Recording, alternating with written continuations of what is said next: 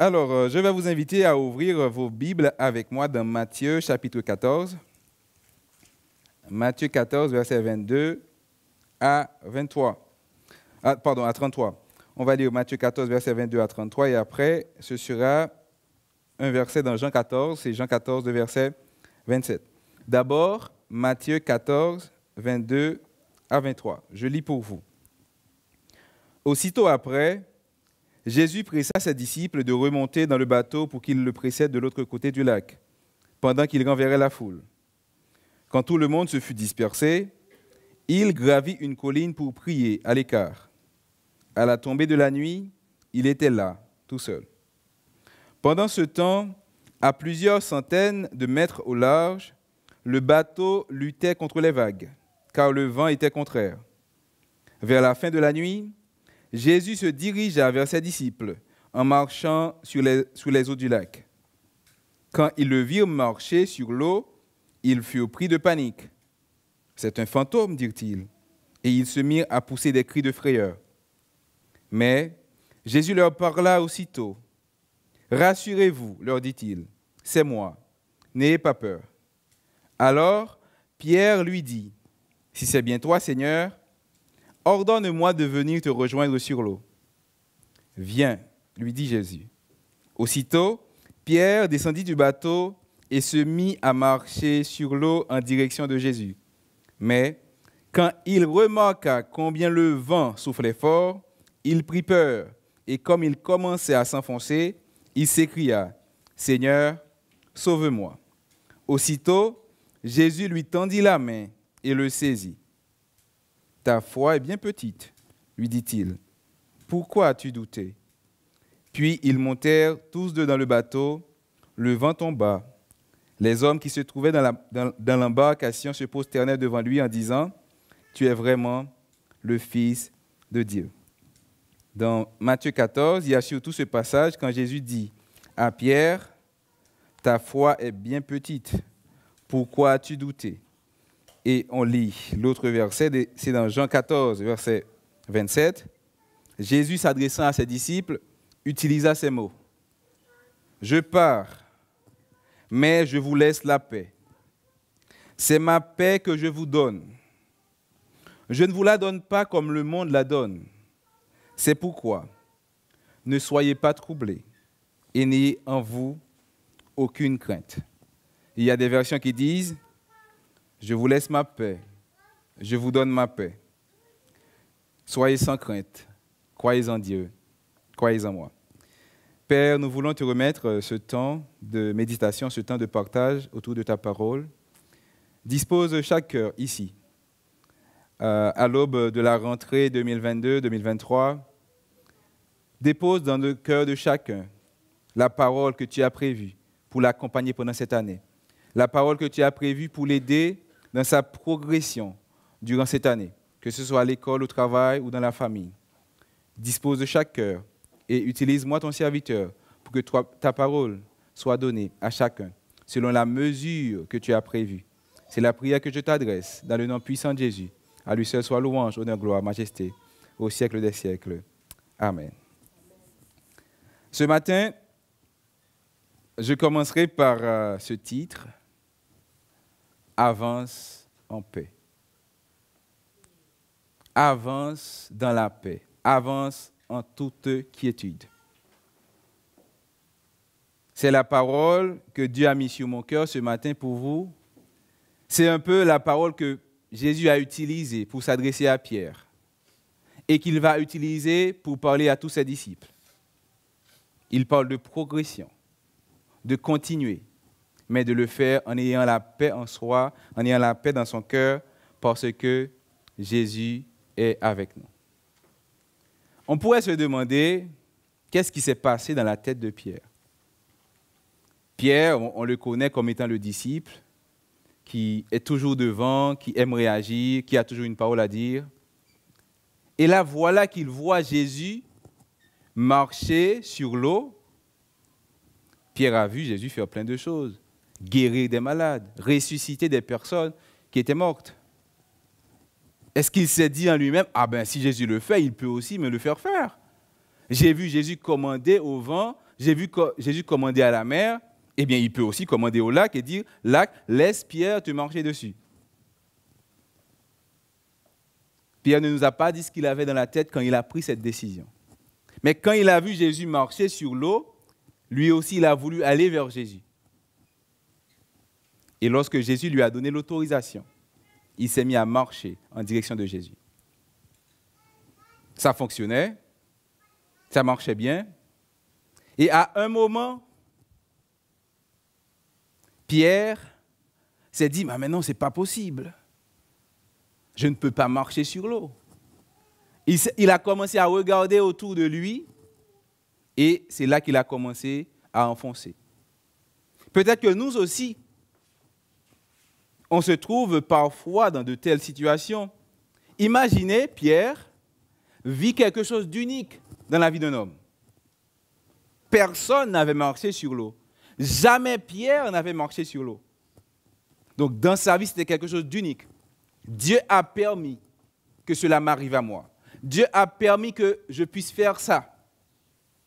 Et à un moment, l'ennemi fait ce qu'il fait toujours. Nous rappeler notre passé. Nous rappeler qui nous sommes. Pierre pouvait avancer aussi longtemps qu'il avait sa foi posée sur Jésus. Aussi longtemps qu'il avait les yeux fixés sur Jésus, il pouvait avancer. Parce que ce n'est pas lui qui avançait. Il avançait avec l'autorisation que Jésus lui donnait. Il avançait avec la grâce que Jésus lui donnait. Et l'ennemi a cette façon de faire, de venir nous souffler des petits mots à l'oreille pour nous rappeler qui nous sommes, pour nous rappeler notre passé.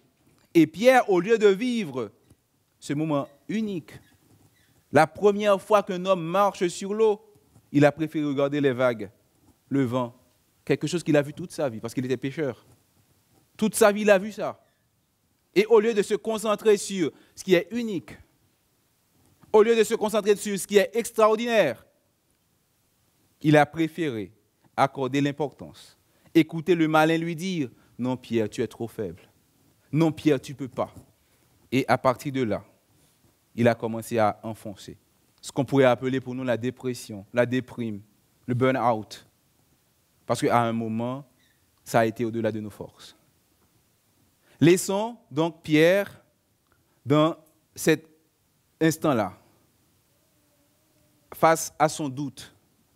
Il avait la foi que Jésus pouvait. Et sur le parcours, il s'est mis à douter.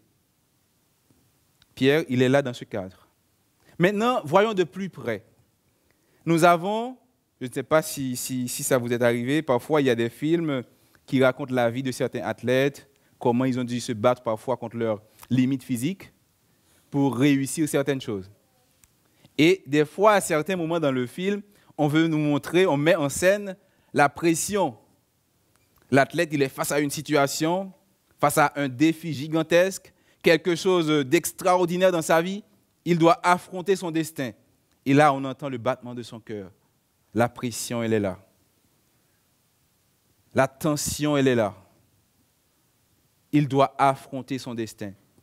Et cette pression, elle peut être positive, dans la mesure où elle me permet d'avoir la bonne attention, la bonne tension pour aller vers le but.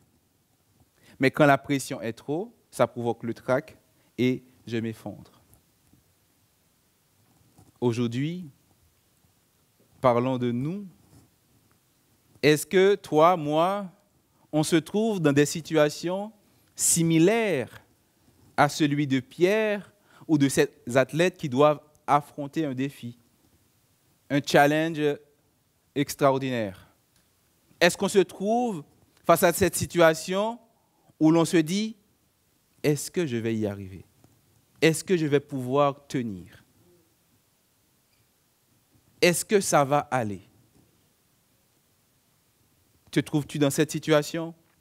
J'aimerais te dire ce matin que pour affronter la tempête qui fait rage à l'extérieur, tu as besoin de la paix à l'intérieur. Ça bouge beaucoup autour de toi. Ça tempête, ça fait du bruit. Mais pour tenir bon, pour avancer, la première chose à faire, c'est de ramener la paix à l'intérieur. Tu ne peux pas, même quand c'est paisible dehors, s'il y a la tempête à l'intérieur, eh bien ce désordre qui est là va sortir. Donc encore pire, si déjà il y a la tempête à l'extérieur et la tempête à l'intérieur, donc c'est le chaos. Donc si tu veux affronter la tempête qui fait rage autour de toi, commence d'abord par établir la paix à l'intérieur. Recherche, construis ta paix intérieure si tu veux affronter la tempête qui fait rage autour de toi. Ce matin, on va voir ensemble 4 piliers. 4 piliers sur lesquels tu peux construire, bâtir cette paix intérieure. Il y a un pilier central que nous verrons à la fin et 3 piliers qu'on peut dire latéraux. 3 piliers autour et un pilier central pour construire sa paix intérieure. On va commencer par les piliers latéraux. Sur quoi est-ce que, face à une situation difficile, face à un défi, face à un gros challenge dans ma vie, sur quoi je peux me reposer pour avancer? Sur quoi je peux me reposer pour affronter cette situation? La première chose, le premier pilier important dans la vie d'une femme, d'un homme, c'est le contentement. Être content de soi. Avoir une certaine satisfaction de soi-même. Se débarrasser de tout complexe d'infériorité ou de manque. Ce contentement, ce n'est pas de la résignation.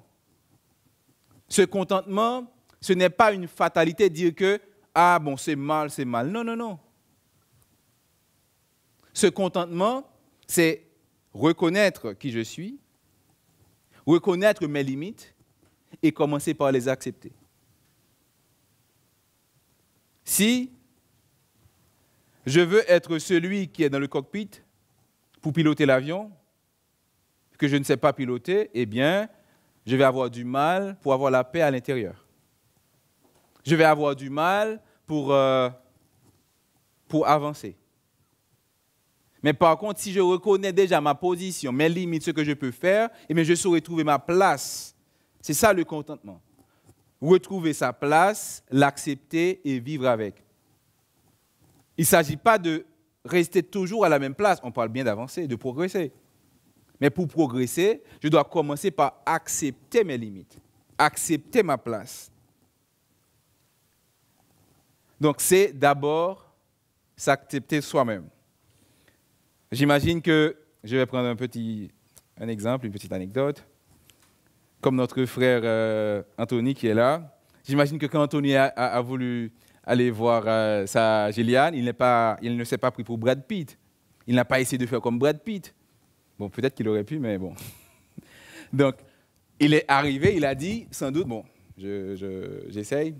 Bonjour Gillian, je suis Anthony et j'ai quelque chose de très important à te dire. Il est venu avec ses armes. Il est venu comme il est. Sans doute aussi, Gabriel, quand il a vu Sylvie, il a dû dire « Bonjour Sylvie, mes parents m'ont appelé Gabriel, je ne sais pas pourquoi. Par contre, je sais avec qui tu vas passer ta vie. » On vient tel qu'on est. Je ne sais pas de me présenter comme étant George Clooney ou Brad Pitt, ou etc., etc. Je viens avec mes armes. Et dans la Bible, nous avons quelqu'un qui l'a bien montré, c'est David. Quand il devait affronter Goliath, on lui a prêté les habits du roi, les habits de guerre. Et j'imagine que pour les yeux, ça faisait bien. Pour les yeux, ça passait. Ah, mais si tu vas affronter Goliath, mieux vaut avoir la meilleure apparence qui soit. David, il a essayé. À un moment, il s'est dit, non, je ne suis pas le roi. Non, je ne suis pas un guerrier professionnel. D'habitude, j'affronte au nom de l'Éternel avec ma pierre et ma lance. Je continue comme ça. Après, on va voir que ce David va savoir manier les armes militaires. Il va savoir faire la guerre autrement. Mais il a dû commencer en acceptant qui il était. C'était un berger. Et Dieu connaît le roi aussi bien que le berger. Dieu ne va pas m'utiliser parce que je suis un roi, parce que je suis un général, Dieu m'a toujours utilisé en tant que berger. Je vais accepter d'avancer en tant que berger. Et Dieu saura faire. David, ce contentement-là, vous voyez, David n'a pas voulu assumer, il a essayé, ça n'a pas marché, il a été honnête avec lui-même. Il a dit, je suis un berger. J'ai l'habitude d'affronter ces situations en tant que berger. L'Éternel a toujours été avec moi. Je vais continuer ainsi, je vais avancer en tant que berger. Vous voyez le contentement? David ne s'est pas dit, ah mais je suis un berger, Goliath c'est un guerrier professionnel, je m'enfuis. Je m'en vais. Il a accepté le challenge. Mais il l'a affronté avec ses armes à lui. Il l'a affronté avec son identité à lui. Il l'a affronté avec sa situation à lui. Pas en essayant de paraître quelqu'un d'autre. Pas en allant prêter les habits, la fonction, l'apparence de quelqu'un d'autre. Donc le contentement, c'est ça. Peu importe ce que les autres disent. Peu importe comment les autres me voient. Il y a cette chose que j'aime dire aux jeunes. Ne t'enferme pas dans le regard de l'autre. Ne t'enferme pas dans l'opinion de l'autre. Ce n'est pas l'autre, c'est pas ce qu'il dit qui te définit. Tu dois te connaître, t'accepter et avancer. Vous savez que, je ne sais pas si lui, il est au courant, mais on dit que le lion, il est le roi des animaux. Mais on apprend aussi que 80% de son temps, le lion, il fait la sieste. Vous imaginez, nous les hommes, si on faisait ça, ça n'aurait pas marché. Des fois, donc, si on est dans le canapé à regarder la télé et que la femme, elle rentre, on confond parfois la télécommande et le téléphone pour montrer qu'on faisait quelque chose. Mais le lion, lui, le roi des animaux, 80% de son temps, il fait la sieste. Il ne se pose pas trop de questions. Mais il paraît aussi, ce qui fait la force de lion, ce qui fait la renommée du lion, c'est sa force. Et peut-être sans doute, pour avoir beaucoup de force, on a besoin de beaucoup de repos. Mais l'idée, c'est que le lion,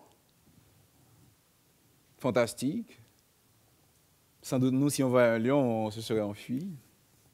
Ah, mais lui, il fait la sieste 80% du temps sans trop se poser de questions. Je prends l'exemple du lion pour vous dire quoi?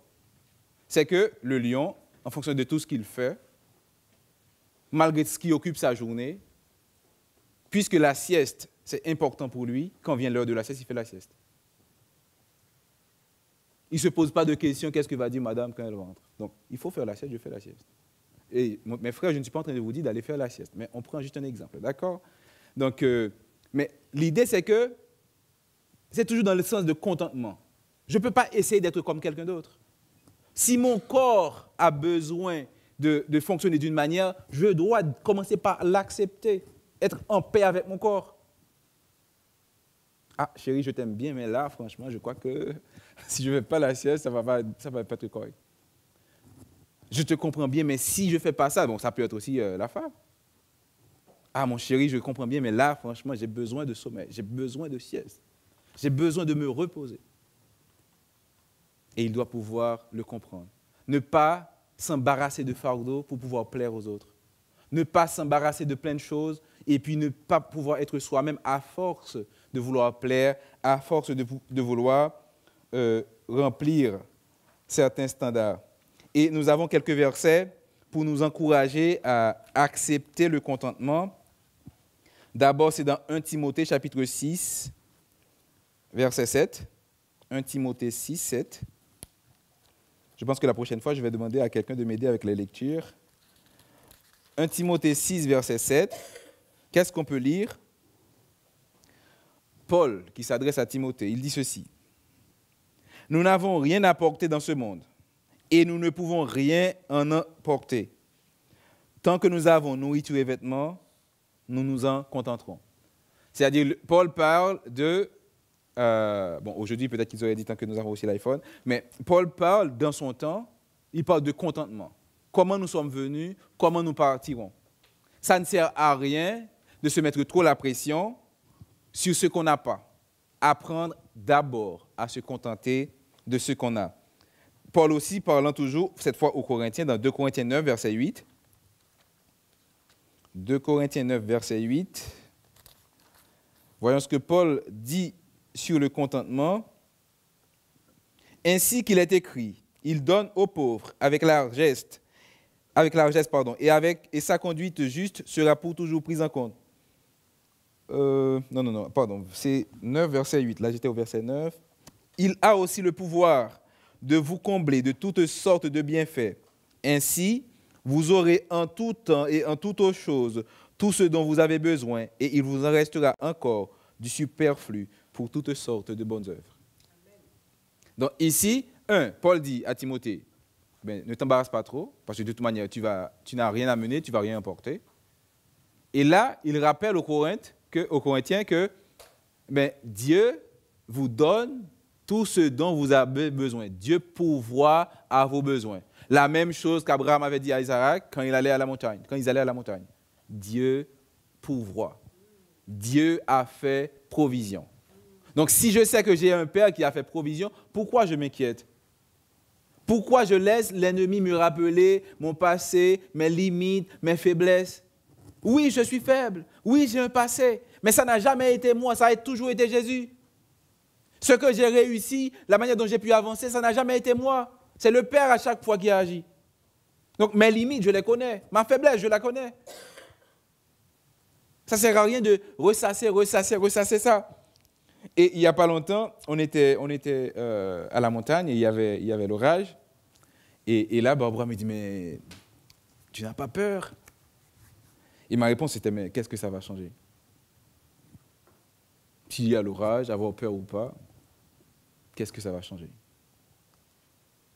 Connaître ses limites? Oui, je connais mes limites. Mais ce qui est important, ce n'est pas mes limites, c'est avec qui je suis, qui trace la route, qui me montre le chemin, qui fait provision pour moi. Et c'est ce que Paul nous a rappelé, soit à travers ce qu'il a dit à Timothée, soit à travers ce qu'il a écrit aux Corinthiens. Et Jésus aussi de rappeler dans Matthieu 6, 34. Ne vous inquiétez pas du lendemain, le lendemain aura soin de lui-même. À chaque jour suffit sa peine. Donc, acceptons de pouvoir nous appuyer sur ces paroles. Et quand l'ennemi vient pour nous mettre la pression, l'inquiétude, etc., disons-lui donc, je veux vivre aujourd'hui. Je veux avancer un jour après l'autre. Il y a cette chanson qui dit, un jour à la fois, d'où Jésus, c'est tout ce que je peux donner. Et c'est vrai. Hier, qu'est-ce que je peux faire? Il n'est plus. Demain, je dois attendre. Alors j'ai aujourd'hui. Au lieu de passer le temps aujourd'hui à m'inquiéter de demain ou à regretter hier, vivons aujourd'hui et soyons dans le contentement. Et rappelez-vous toujours cette parole de Psaume 23, verset 1er. L'Éternel est mon berger, je ne manquerai de rien. Mon frère, ma sœur, sois content, tu es fils de Dieu. Sois contente, tu es fille de Dieu. Dieu fait provision pour toi. Ce n'a jamais été toi qui as fait les choses. Ce n'a jamais été toi qui as construit les ponts, qui a ouvert les portes. C'est Dieu qui a fait. Donc continue de rester dans la foi. Ne laisse pas les paroles de l'ennemi épuiser ou faire évaporer ta foi. Nous avons 2 autres piliers. Je ne vais pas m'étendre trop sur ces 2-là pour pouvoir voir le 4e. Le 2e pilier, c'est aussi avoir un objectif. Si j'avance sans objectif, ça aussi, c'est source de trouble, parce que si je n'ai pas de but, donc je ne sais pas où je vais, donc j'ai un problème en termes de stabilité intérieure. Si je veux construire cette paix intérieure, j'ai besoin d'avoir un objectif, de connaître quelle est ma raison d'être, pourquoi je suis là, qui je suis. C'est des grandes questions, mais parfois il suffit juste de regarder un peu en arrière, de voir les parcours qu'on a faits, de se rappeler les paroles que Dieu nous a données pour se rappeler qui on est, pour se rappeler pourquoi on fait ça. Et moi, je peux vous conseiller une chose. Quand vous servez, quand vous faites quelque chose et que vous trouvez dans ce que vous faites que répéter des actions, sans être conscient, sans avoir une conscience de ce que tu fais, prends un temps de pause. Prends un certain recul pour recommencer. Parce que là, tu t'épuises et le service n'est pas bien fait. Donc, tout le monde sort, on va dire, perdant de l'affaire. Le mieux, si je sais qu'à un moment, je perds de vue mon objectif, à un moment, je perds de vue ma raison d'être, pourquoi je fais ce que je fais. J'ai besoin de prendre un peu de recul, pas d'abandonner, mais pour revoir tout ça. Et donc, c'est important d'avoir un but, parce que sans but dans la vie, ça va être compliqué aussi d'avoir cette paix intérieure. Le troisième pilier latéral que nous avons, c'est aussi la persévérance, le travail. Donc, je suis d'accord avec moi-même, je m'accepte, je sais vers quoi je me tends, pourquoi je suis là, mais j'ai aussi besoin de travail, de persévérance. Parce que même quand je veux quelque chose, c'est assez rare de réussir sur la durée du premier coup à chaque fois. Des fois, j'ai besoin de changer, des fois, j'ai besoin de corriger. Et pour pouvoir le faire, j'ai besoin de persévérance. Avoir un but dans la vie ne suffit pas. J'ai le but, par exemple, je veux aller à Bordeaux. C'est un but. Mais après, il va falloir que je me décide comment j'y vais, où je vais rester, etc. Donc, le but, globalement, c'est bien, mais il faut aussi une stratégie pour savoir comment je vais atteindre mon but. Avoir aussi envie ne suffit pas. Il faut de la volonté, de la détermination. C'est là que va entrer en jeu la persévérance, le travail. Donc, toujours s'améliorer, toujours corriger ce qu'il faut être corrigé et pouvoir aller de l'avant avec le Seigneur. Et le quatrième pilier, le pilier central, c'est Jésus. Bâtir sur Jésus. Donc, on peut faire tout ce qu'on a fait tout à l'heure. On peut s'appliquer. Donc, je suis content de moi-même. J'ai mon but. Je connais ma raison d'être. Je travaille. Je suis persévérant. À un moment, la situation va te dépasser. À un moment, va se présenter quelque chose qui dépasse tes forces. Et là, tu as besoin de quelqu'un encore plus puissant pour faire face. Ta bonne volonté t'a aidé pendant un bout de chemin. Mais face à certaines situations, s'il n'y a pas Jésus, quand tu commences à t'enfoncer pour te relever, eh bien, tu t'enfonceras complètement. Remarquez la situation de Pierre. Pierre, dans la barque, n'aurait jamais pu commencer à marcher sur l'eau sans l'autorisation de Jésus. Pierre a pu marcher parce qu'il avait le regard sur Jésus. Et à un moment, quand Pierre a manqué de vigilance, quand la dépression est arrivée, il a fallu encore la main de Jésus pour relever Pierre. Donc tout ce que l'on fait, toute la manière dont on essaie d'avancer, si on n'a pas Jésus avec nous, eh bien, ça va être compliqué. Même si j'ai les autres piliers, il faut le pilier central qui est Jésus. Regardez ce que dit le psalmiste dans Psaume 127, au verset 1er.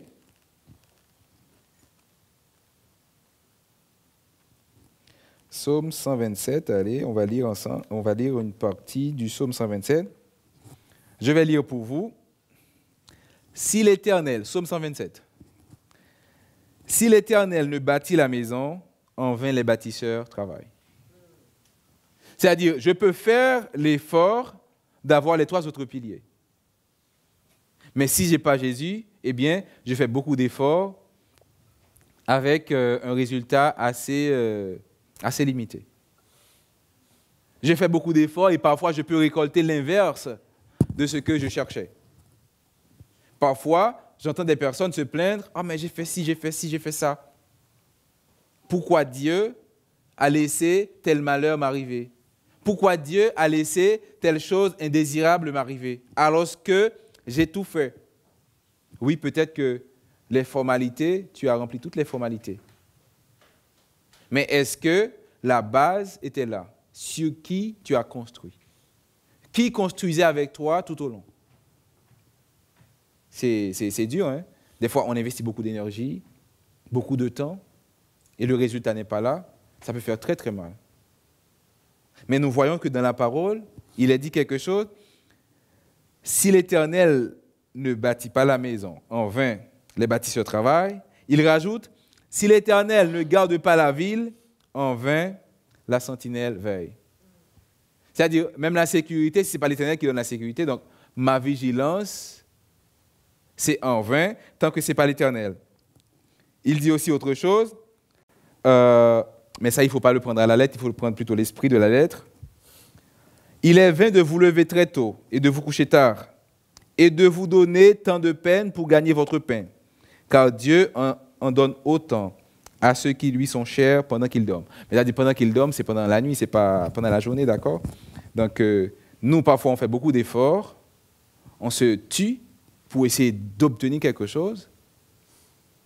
Et les enfants de Dieu, ceux qui craignent l'Éternel, ceux qui observent sa parole, obtiennent ces mêmes choses pendant qu'eux, ils respectent leurs horaires de sommeil.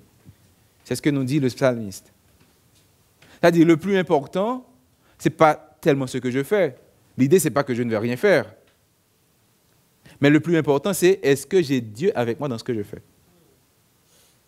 Est-ce que Dieu, il est là dans cette initiative que je prends, cet objectif que je me suis fixé? Est-ce que Dieu, il est avec moi? Et pour rappeler, donc nous avons parlé tout à l'heure du psaume 23, nous avons vu aussi dans Jean 14, où Jésus dit, c'est moi qui vous donne la paix. Soyez sans crainte. J'ai déjà vaincu le monde. Soyez sans crainte. Ne vous inquiétez de rien. Le Père prendra soin de vous. Donc, ma confiance, le contentement que je vais avoir, ne vient pas d'une loi votée par le Parlement. Non. La confiance que j'ai ne vient pas de qui sont mes voisins.